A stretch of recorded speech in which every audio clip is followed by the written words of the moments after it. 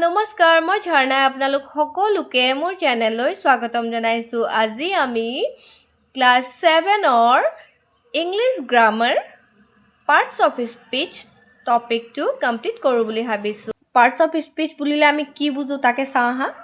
Parts of speech words are divided into different classes called parts of speech মানে শব্দবোৰ বেলেগ বেলেগ শ্ৰেণীত ভাগ কৰা হয় আৰু তাকে কোৱা হয় পাৰ্টস অফ স্পীচ আৰু পাৰ্টস অফ স্পীচ কেই প্ৰকাৰৰ 8 প্ৰকাৰৰ সেইকাৰণে ইয়াত লিখা হৈছে যে 8 পাৰ্টস অফ স্পীচ আৰু সেই পাৰ্টস অফ স্পীচ কেইটা কি হয় noun adjective প্ৰনাউন verb এডভাৰ্ব preposition conjunction ইণ্টাৰজেংচন যদি আমাক সোধে যে 8টা পাৰ্টস অফ স্পীচ কি হয় noun adjective প্ৰনাউন verb এডভাৰ্ব preposition conjunction ইণ্টাৰজেংচন 8টা বুলি ক'ব পাৰিব লাগিব বুজি পাইছা নেক্সট যদি সোধে তোমালোকক নাউন মানে কি হয় তেতিয়া আমি কি বুলি উত্তৰ দিম জানানে word used as the name of a person place or thing মানে শব্দ যিবোৰে নাম বুজায় মানুহৰে হওক বা বস্তুৰে হওক বা জেগাৰে হওক বুজি পালা naming words R cold noun মানে যিকোনো নাম যাৰে হওক নামো হ'ব মানুহৰো নাম হ'ব পাৰে বস্তুৰো নাম হ'ব পাৰে বা জেগাৰ নামো হ'ব পাৰে তেনেকুৱাবোৰ শব্দক কি বুলি কয় নাউন বোলা হয় হা ধৰি লোৱা example Akbar was a great king বুজি পাইছানে Akbar was a great king এতিয়া ইয়াত নাম কোনটো বুজাইছে বাৰু আকবৰ হয় নাই বাৰু সেইকাৰণে আমি কি বুলি লিখিম Akbar was a great king বুজি পালা আৰু দুটামান এক্সেপশ্যনেল কৈছে যে word also' includes things like মানে শব্দ কিছুমান এনেকুৱা বস্তু ইনক্লুড কৰে যিখিনি all objects that we can see, hear, taste, touch or smell কৈছে যে এনেকুৱাখিনি অবজেক্টছো আমি নাউনত ইনক্লুড কৰিব পাৰোঁ যিখিনি আমি দেখা পাওঁ শুনা পাওঁ বা টেষ্ট কৰি পাওঁ চুই পাওঁ বা গোন্ধ লৈ পাওঁ বুজি পাইছা আৰু নেক্সট কৈছে something that we can think of but cannot be perceived by the senses কৈছে এনেকুৱাখিনি বস্তু আমি ভাবিব পাৰোঁ যিখিনি আমি ধৰা ধৰি পেনে নোৱাৰিব পাৰোঁ কিন্তু আমি নিজৰ মানে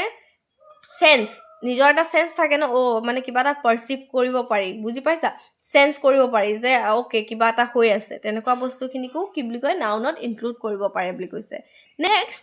এডজেক্টিভ মানে কি বুজো ব'লাচোন চাওঁ word used to add something to the meaning of a noun ইয়াত কৈছে যে শব্দ যিবোৰে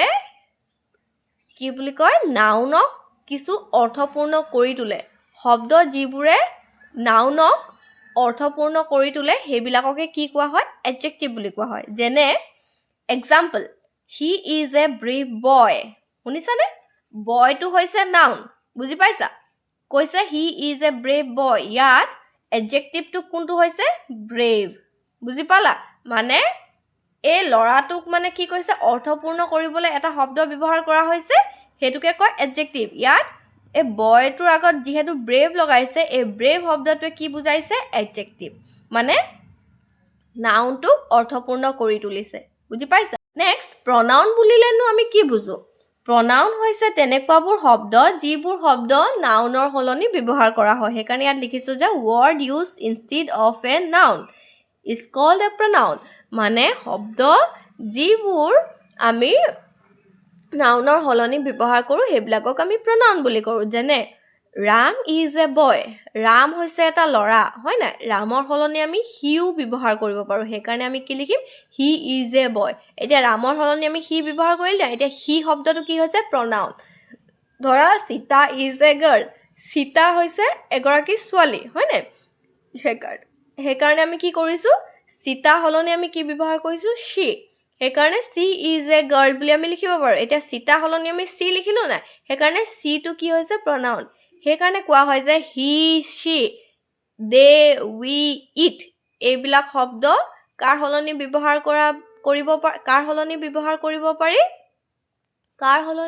কৰিব পাৰি নাউনৰ সলনি বুজি পালা আৰু হেইবিলাক শব্দকে কি বুলি কয় pronoun হেকাৰণে ইয়াতে লিখি দিছো ধৰা he she they we it এই শব্দকিটা কি বুলি কোৱা হয় pronoun বুলি কোৱা হয় বুজি পাইছা এতিয়া এক্সাম্পল হিচাপে আমি কি লিখিলো the books are where you left them ইয়াত they বদলি them আহি যাব বুজি পাইছা না the books are where you left them মানে কৈছে কিতাপখিনি হেখিনি হয় যত নেকি তুমি এই থৈ গৈছিলা হেকাৰণে ইয়াত them টো কি হৈ গৈছে pronoun বুজি পাইছা নেক্সট ভাৰ্ব বুলিলেনো আমি কি বুজো যিবোৰ শব্দই কাৰ্য কৰি থকা বুজায় হেবিলাককে কি বুলি কয় ভাৰ্ব বুলা হয় যেনে ইয়াত লিখা হৈছে সোৱা word to express an action or state বুজি পালা যে শব্দ যিবোৰে action বুজায় বা কাৰ্য কৰি থকা বুজায় হেবিলাককে কি বুলি কয় verb বুলি কোৱা হয় example the girl wrote a letter to her cousin ছোৱালীজনীয়ে এখন চিঠি লিখিছে তাই ভনিয়ে কলে ইয়াত লিখি থকাটো কি বুজা হয় verb হেকাৰণে ইয়াত কি কৈছে এই wrote শব্দটো কি হৈছে verb adverb বুলিলেনো আমি কি বুজো word that adds something to the meaning of a verb an adjective or another adverb is called an adverb ইয়াত কোৱা হৈছে যে যিবোৰ শব্দই verb adjective adverbক অৰ্থপূৰ্ণ কৰি তোলে হেবিলাক শব্দকে adverb বুলি কোৱা হয় এতিয়া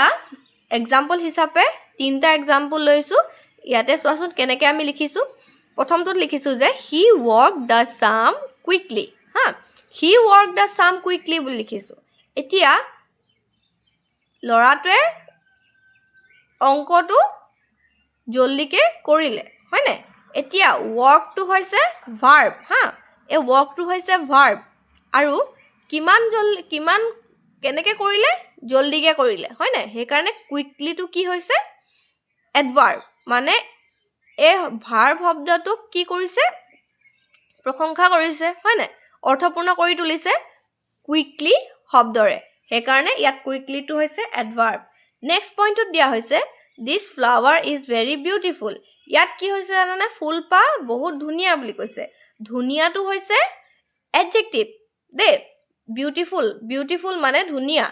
ধুনিয়াটো হৈছে adjective আৰু ইয়াত কি কৈছে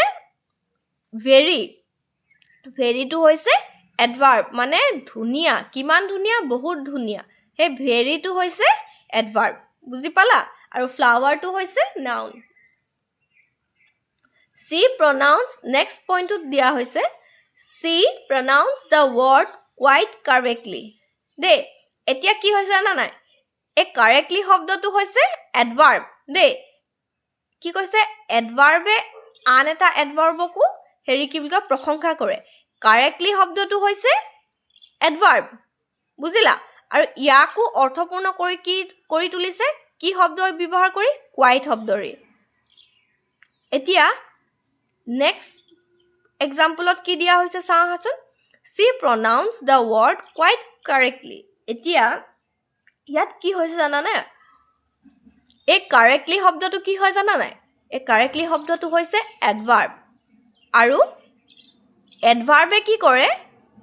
আন এটা adverbকো অৰ্থপূৰ্ণ কৰি তোলে এতিয়া ইয়াত quite শব্দটো হৈছে আন এটা adverb এতিয়া এই adverb শব্দটোৱে কাক অৰ্থপূৰ্ণ কৰি তুলিছে আন এটা adverbক এতিয়া walked আছিলে verb beautiful আছিলে adjective আৰু এই correctly শব্দটো হৈছে আন এটা adverb আৰু এই adverbটোক আৰু অৰ্থপূৰ্ণ কৰি তুলিছে আন এটা adverb শব্দৰে হেকাৰণে ইয়াত quite টো হৈছে কি এই quite টো হৈছে adverb বুজিলা ইয়াত ধুনিয়াকে তিনটা एग्जांपल দিয়া হৈছে যে he worked the sum quickly ইয়াত workতক মানে কাম কৰি থকাটো অৰ্থপূৰ্ণ কৰি তুলিছে শব্দ quickly আৰু this flower is very beautiful এতিয়া এই beautiful adjective শব্দটো অৰ্থপূৰ্ণ কৰি তুলিছে very শব্দৰে next she pronounced the word quite correctly এই quite correctly শব্দটো adverb হয় এই adverbটোক আন এটা adverbe অৰ্থপূৰ্ণ কৰি তুলিছে কোৱাইট শব্দৰে বুজি পালা এতিয়া প্ৰিপজিশন বুলিলেনো আমি কি বুজো প্ৰিপজিশন হৈছে word used with noun or pronoun to show how the person or things denoted by the noun or pronoun stand in relation to something else ইয়াত কৈছে প্ৰিপজিশন হৈছে এনেকুৱাখিনি শব্দ যিখিনি শব্দই noun আৰু pronounৰ লগত ব্যৱহাৰ হয় কেনেকৈ ব্যৱহাৰ হয় জানা নাই noun আৰু pronounৰ লগত আন বেলেগ বস্তুৰ লগত কেনেকৈ ৰিলেট কৰে এই প্ৰিপজিশন শব্দটোৱে মানে কি বুলি কয় ৰিলেশনটো বুজায় বুলি কৈছে ইয়াত হেকাৰণে কোৱা হৈছে যে word used with noun or pronoun to show how the person or things denoted ইয়াত কোৱা হৈছে যে শব্দ যিখিনিয়ে noun আৰু pronounৰ লগত ব্যৱহাৰ হয় কেনেকৈ জানানে তাৰ ৰিলেশনটো শো কৰে কাৰ লগত বেলেগ বস্তুৰ লগত বুজি পালা এতিয়া ধৰা example There is a cow dashed in the garden. ইয়াত কি হৈছে in there is a cow কাউটো হৈছে noun হয় না এতিয়া নাউনৰ লগত বেলেগ শব্দখিনি কেনেকে ৰিলেশন হৈছে এটো কিহেৰে ডিনোট কৰে বুলি কৈছে প্ৰিপজিশন শব্দটো হৈছে in বুজি পালা নেক্সট ইয়াত এক্সাম্পল হিচাপে আৰু এটা দিয়া হৈছে a girl is sitting dash the tree এতিয়া A girl is sitting. ইয়াত noun to কি হৈছে girl হয় না A girl is sitting under the tree. এতিয়া কথাটো হৈছে ছোৱালীজনী ক'ত কি বহি আছে গছজোপাৰ তলত বহি আছে হয় না ইয়াত under টো হৈছে প্ৰিপজিশন মানে প্ৰিপজিশন হৈছে তেনেবোৰ শব্দ যিবোৰ শব্দ noun বা pronounৰ লগত ব্যৱহাৰ হয় ৰিলেশন দেখুৱাবলৈ কাৰ লগত বেলেগ বস্তুৰ লগত বুজি পাইছা মানে হে নাউন আৰু প্ৰনাউনৰ লগত বেলেগ বস্তুবোৰ কেনেকৈ ৰিলেট হৈ আছে কেনেকৈ ৰিলেশন হৈ আছে হেতু এই প্ৰিপজিশন শব্দটোৱে ডিনোট কৰে যেনে in under beside across over হে শব্দবোৰ প্ৰিপজিশন হয় নেক্সট কনজাংকশন বুলিলেনো আমি কি বুজো শব্দ যিবোৰে যিকোনো দুটা শব্দ বা বাক্য লগাবলৈ ব্যৱহাৰ কৰা হয় হেবোৰ শব্দকে কি বুলি কোৱা হয় কনজাংকশন বুলি কোৱা হয় মানে ইয়াত লিখা হৈছে word used to join words or sentences is called a conjunction মানে যিবোৰ শব্দই দুটা শব্দ বা বাক্য জয়েন কৰিবলৈ বা লগাবলৈ ব্যৱহাৰ কৰে হেবিলাককে কি কোৱা হয় কনজাংকশন বোলা হয় যেনে and as well as but both neither nor either or যিমান যি আছে হে গুটে শব্দবোৰ কি বুলি কোৱা হয় কনজাংকশন বুলি এক্সাম্পল হিচাপে আমি কি লৈছো চোৱাচোন Rama and Hari are cousins ইয়াত and শব্দটো কি হৈছে কনজাংকশন next I ran fast but missed the train ইয়াত কি কৰিছে জানানে I ran fast এটা বাক্য আকৌ miss the train একাৰণে আমি কি ব্যৱহাৰ কৰিলো but শব্দটো একাৰণে ইয়াত but আৰু ইয়াত and এই দুটা শব্দ কি হৈছে কনজাংকশন